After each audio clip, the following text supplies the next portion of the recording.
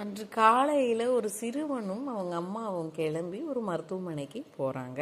அங்கே போனதுமே அந்த காட்சி எப்படி இருந்துச்சுன்னா பரபரப்பாக இருக்குது. அதாவது சிட்டிலேயோ ஒரு பிஸியான ஹாஸ்பிட்டல் அப்படிங்கிற மாதிரி ஒரு லுக்கில் இருக்குது. ஆனால் அந்த இடத்துல போதுமான இருக்கைகள் இல்லை. ஒரு 4-5 பேர் நின்னாங்க அப்படின்னா ஒரு 10 பேர் அமர்ந்திருக்காங்க. இடம் காலியானால் தான் இன்னும் உட்காரணும். அது மாதிரியான சூழ்நிலையில் அம்மாவும் பையனும் உள்ளே போகிறாங்க. அம்மா தாம் பெயர் டோக்கன் வந்துடுச்சா அப்படின்னு சொல்லி போய் கேட்குறாங்க. அடுத்து உங்களை தான் அழைக்க போகிறாங்கன்னு தெரிஞ்சதும் பையனை கையில் பிடிச்சிட்டு அப்படி நின்றுட்டுருக்காங்க. உடனே அவங்க பெயர் அழைச்சதும் அம்மா சொல்கிறாங்க, உள்ளெல்லாம் மருந்து வாடாததுன்னு இருக்கும், நீ இங்கேயே இரு தம்பி, அம்மா உள்ளே போனதும் வந்துடுறேன்னு சொல்லிட்டு போகிறாங்க. உடனே அவனுக்கு அங்கே இருக்கிற ஒரு இருக்கையும் கிடைக்கிது. அமர்ந்துட்டு அம்மா வருவாங்களான்னு அம்மாவோட கதவையை பார்த்துட்டே இருக்கான். அப்போ எதாச்சும் அவன் திரும்பும்போது கவனிக்கிறான், அங்கே வயசான தாத்தா ஒருத்தர் நிற்க முடியாமல் செவுத்தை பிடிச்சிட்டு நின்றுட்டுருக்காரு.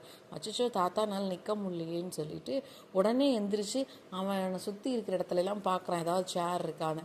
எல்லாருமே தாத்தாவும் அங்கே இருக்க கர்ப்பிணி பெண்களும் நிற்கிறது தெரிஞ்சு பார்க்காத மாதிரி திரும்பிட்டு இருக்கிறதையும் அவன் கவனிச்சிடுறான். உடனே தாத்தாவை கூட்டிகிட்டு வந்து, தாத்தா இந்தாங்க நீங்கள் இங்கே உட்காருங்கன்னு சொல்கிறான். உடனே அந்த பெரியவர் சொல்கிறார், இல்லை தம்பி நீ உட்காந்துக்கோ, நான் நின்றுக்கு அவ்வளோதான், என் பேர் கூப்பிட்டுருவாங்கன்னு சொல்கிறார். இல்லை தாத்தா பரவாயில்ல நீங்கள் உட்காருங்க அப்படின்னு சொல்லி அவர் உட்கார வைக்கிறான். உடனே அவன் போய் தாத்தா சேர்க்கிட்ட கீழே உட்காந்துக்கிறான்.